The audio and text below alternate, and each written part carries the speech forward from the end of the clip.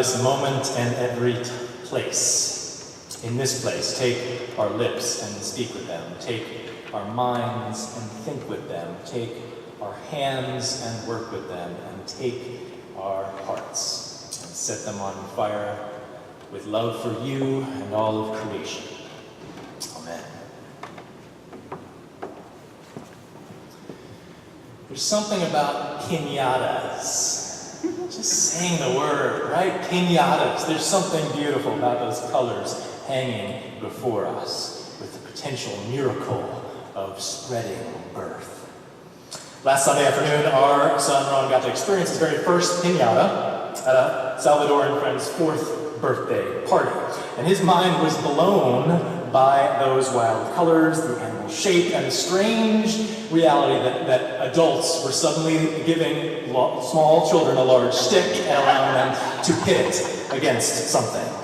Not to mention that beautiful birthing of candy that is to come as a result. So wide-eyed in wonder over this new wild reality, Rowan took a few excited, first yet unsuccessful swings at that piñata wonder. And then instead of following the lead of every other child at that birthday party, Rowan decided to innocently step back into the front of the line of kids to swing again at the donkey. It was beautiful. Rowan didn't understand. He had to get to the back of a line, and thankfully, before another child shouted out, "It's not fair," an older and wiser kid quickly redirected him to the back of the line. The first shall not be. The last shall not be first when it comes to kids and piñatas.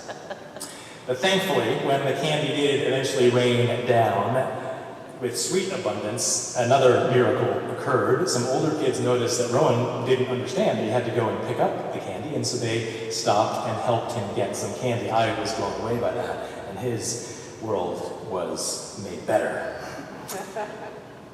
God's bounty is often hard to see and hard to land on, but there's always enough for all. But often, like those kids who would have cried out if Rowan had not moved out of line, we feel that it's not fair. Have we ever uttered such a phrase? It's not fair. Maybe out loud as a kid, and maybe more silently in our hearts as we grow older. It's not fair what Hurricane Maria has done to Puerto Rico, still without power. It's not fair what has happened in the Caribbean, in Florida and in Houston. It's not fair what has taken place in Mexico City, as that place has been flattened and tens of thousands have been forced into homelessness in an instant from an earthquake. It's not fair that we have an unstable, bullying president who continues to let his love of ego eclipse any love of neighbor. And it's not fair that people of color are clearly not treated equally in our country. We simply look to St. Louis right now and the protests and the unfair arrests of people in the wake of the unfair killing of unarmed people of color. It's not fair that Bern Stanfield, our dear friend from Fourth Presbyterian Church, lost his spouse way too early. Lorraine was only 56 years old. She died earlier this month. It's not fair when people die early. It's not fair. It's not fair. This litany could go on for the rest of our service. We know the phrase, and we know what it feels. And so it's reassuring to us to hear from Matthew chapter 20, interlaced between the lines, a refrain, it's not fair. For some are paid more for working less. In the verses directly preceding today's reading from the Gospel, Peter explains and complains to Jesus. Look, we have left everything and followed you. What then will we have? And to this perhaps very legitimate worry about provision, Jesus offers up the parable that Caitlin read so well for us this morning. For the kingdom of heaven is like a landowner who went out early in the morning to hire laborers for the vineyard. I love how the Cotton Patch Gospel translates this. The God movement is like a farmer who went out early in the morning to hire some field workers, having settled on a wage of $10 a day. He sent them out into the cotton field. This translation, put together by Clarence Jordan, that civil rights activist, farmer, theologian, and co-founder of Koinonia Fellowship Farm in Georgia in the 1940s, put that translation together as an example of a world that should be relevant to what's happening. The Koinonia Farm, of course, was a radical example of living together, of people of color, of white people coming together in this country in the 1940s and 50s and 60s to show an example of the beloved community. And so, Clarence Jordan's gospel narrative shows us that there are in the realities of our world haves and have-nots, those who own land and those who toil on it. And so returning to this story that Jesus gives to all of us who would listen, we hear of an owner who goes out to a marketplace in search of laborers. In any major city, including ours, you can see this parable lived out on a daily basis. In Waltham, it's called Labor Ready. Here in Boston, it's called People Ready. It's a place where people can show up to find work. There is no job security, there is no insurance, there is no workers' comp, no paid sick leave, and no guarantee of work. You may be standing by the side of the marketplace all day and not hired. But for many in our city and in our nation, it's the only option to cobble together enough to creep by. Here at Church of the Covenant, we are open to our wider community, and many times throughout our weeks and months, we have people walk in asking for assistance from the spiritual to the economic. And more I find myself referring people to People Ready. As reticent as I am to do so, people need a chance to make a living. So this parable is lived out, and as it is lived out, we hear it continue. A farmer who has a great desire to hire more workers. And the question we ask of this text is it for the vineyard's benefit? Does the vineyard need more people, or is it for the laborer's benefit? Notice how the text says that the reason that the landowner seeks people is because they have not been hired. He goes back again in the morning, at noon, at 3 and 5 o'clock, and brings in more people. And he asks them, why are you standing idle? And they say, no one has hired us. Perhaps disabled, perhaps no green cards, perhaps the pigmentation on their skin doesn't match up well with the system's preferred light tone. Whatever the reasons, there are people standing on the sidewalk in the marketplace unhired. And those reasons don't matter to the great farmer. The farmer invites them in, and in that creates a vineyard of vast diversity. However, here comes the tension that we all know and feel. For at the end of the day, that great farmer instructs the workers be paid in a very unique way. The first are paid last. And those who worked all day have to sit and wait until the ones who had just worked a mere hour got paid first. And then, to the shock of all, they see the same wage doled out for different work. This naturally enrages those who toiled all day in the scorching sun, but to their complaints, the farmer responds, am I not allowed to do what I chose with what belongs to me?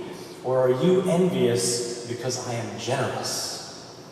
Or literally, as in the Greek, is your eye evil because I am good? Author Mary Gordon, in her book, Reading Jesus, says, this is an impossible question, calling for an impossible honesty, one that makes self-love nearly impossible. The answer is yes. I'm envious because you are generous. I am envious because my work has not been rewarded. I am envious because someone got away with something. Envy's eaten out my heart. Gordon continues, the radical challenge of Jesus, perhaps everything we think in order to know ourselves as comfortable citizens of a predictable world, is wrong. And then how shall we live? In celebration, without envy, generously.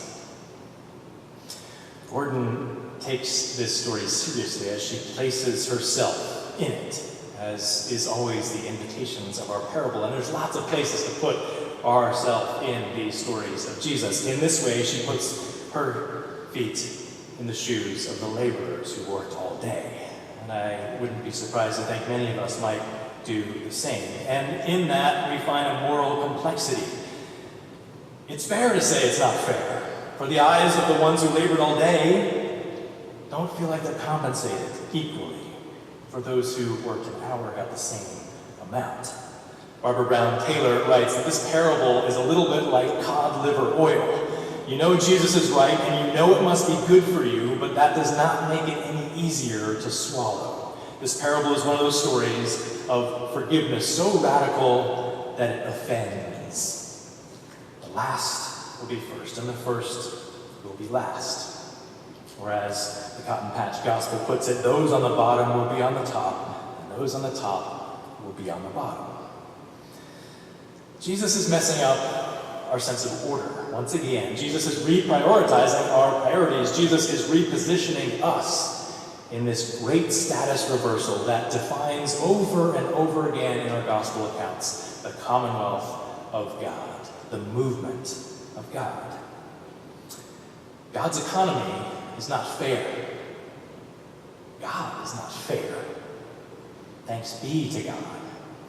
God is not fair because God takes sides. God is always on the side of the disenfranchised. If we take a collective glance over all of our scriptures, this truth is harder to avoid. God is biased. God is on the side of liberation. God does not seem interested in the competitive capitalistic economy that only honors those who get to the front of the line, perhaps shoving others out of the way, perhaps due to inherited wealth or socially allotted privilege. God doesn't care about those reasons. God cares about all getting what they need. Howard Thurman, former dean of our beloved Boston University's Marsh Chapel and mentor of MLK, wrote in his most famous book, Jesus and the Disinherited, these words: "The basic fact is that Christianity, as it was born in the mind of a Jewish teacher and thinker named Jesus, appears as a technique of survival for the oppressed. That it became, through the intervening years, a religion of the powerful and the dominant, used sometimes as an instrument of oppression, must not tempt us into believing that it was thus in the mind and life of Jesus. In him was life, and the life was the light of all." Jesus takes sides. God takes sides. Sides that are not concerned with societal senses of fairness. How do we open our worship this morning? Worship of a God beyond us and God within us. We did not sing, "Great is thy fairness," rather faithfulness. "Morning by morning new mercies I see, all I have needed thy hand hath provided." And people on all sides of the spectrum of Christianity lift up this hymn and have for many years. "Great is thy gratuitousness," might be a more apt verse. For the love of God is gratuitous. It's given unearned. Everywhere we look, gratuitous manna is spread before us. Provision at the very heart of the wilderness of our lives. Our Exodus passage reminds us that liberation often leads us into the wilderness of the unknown. Those wandering Hebrews longed for the flesh pots of Egypt. At least there they knew they could get something to eat. Here in the wilderness, they were lost. And in their complaint, God responds with provision. But friends, the God movement, the community, the beloved community building it can often be disorienting. It can be confusing. It can be lonely. We can hunger in the process of living out our faith. So it's helpful to hear what the translation of what many scholars think is the word manna from the original Hebrew, perhaps the Aramaic, perhaps some of the Egyptian. I'm going to let you scholars actually tell me more about that. But my understanding of this is a question. The word manna can be translated as, "What is it?" The people woke up and saw this flaky white substance mixed in with the dew, and they asked, "What is it?" What is God's economy? What is God's way? An unearned manna for complaining, wandering, liberated people. It's grace. It's gratuitousness. It's a little harder to say that word. Great is thy faithfulness. Friends, there is manna scattered everywhere, morning after morning, right along our path. As unequal as our paths may be. Paths made more difficult for some because of the unfairnesses of life, because of systematic oppression and economic systems that honor the privileged few. But manna exists. And for those of us perhaps allotted more privilege, it is more our duty to help point out where that manna is in our world. What is it, we ask? What is it in our world? In answering that question, it's helpful to remember what was happening to the Hebrew people as they asked that very question. They were on the move. They were not standing in one place. But remember, the text says that they are in the so-called wilderness of sin between Elim and Sinai. They were on the move. And in that movement, there was provision. Remembering what Clarence Jordan and many other civil rights leaders made very clean and clear to the world, Christianity is not an institution, it's not one single place, but it's a movement. It becomes ill as soon as it stops moving, as soon as it succumbs to comfort and reneges from following the Spirit's lead. So friends, as disorienting as it is sometimes, as hungry as we are, let's keep moving. As fall is now upon us here in Boston, let's stay active in our spiritual lives. Let's dedicate ourselves to coming together. You who are here this morning, understand that. You made a sacrifice to be here. We together, many others are in other places, sacrificing other things in order to prioritize the spiritual life. But friends, we know that in those sacrifices there is so much provision. There's provision when we gather with others this past week on the State House to advocate for those in our country who are protected by temporary protected status, namely our Haitian community who are fearful right now. There is provision by standing together in the face of such oppression. There is provision as we pray together in Bible study, as we share coffee together, as we then empower ourselves to go out throughout our week in the spirit of hope. It's not fair. It's free. It is grace, friends, in the midst of the unfairnesses of life that we celebrate. Bad things over and over again happen to good people.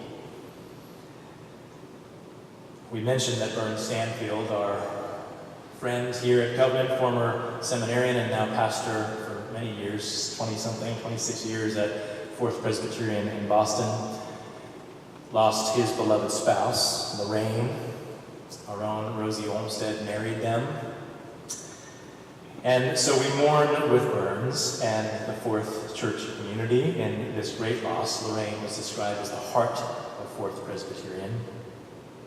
And Dr. Lorraine Stanfield's life stood for more than we certainly know or knew. She worked so hard to bring kindness, medical assistance, and justice into our world, and we all give thanks for that.